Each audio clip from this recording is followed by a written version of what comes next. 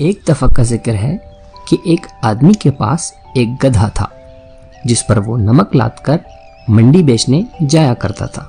मंडी तक जाने के लिए उसको एक नदी से गुजरकर जाना पड़ता था। आदमी और गधा मंडी की तरफ रवाना हुए।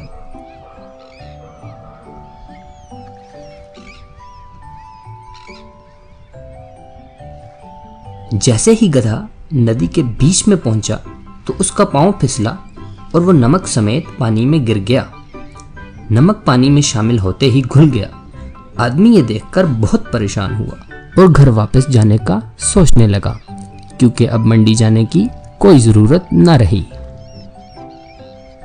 अगले दिन आदमी फिर से नमक लादकर मंडी की तरफ रवाना हुआ।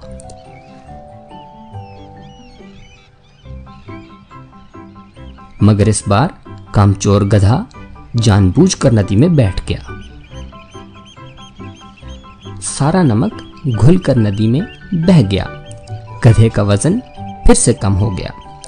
आदमी को गधे की मक्कारी समझ में आ गई।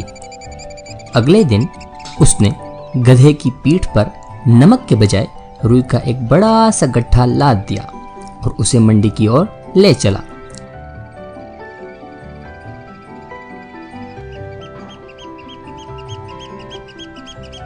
लेकिन गधा तो गधा ही था।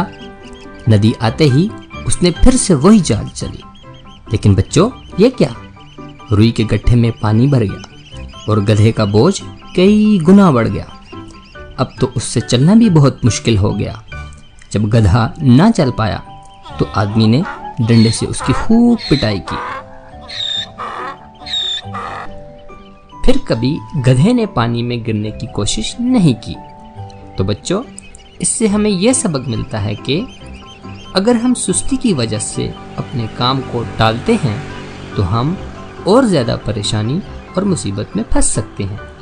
इसीलिए काम से जी चुराने वाले को कामचोर कहते हैं।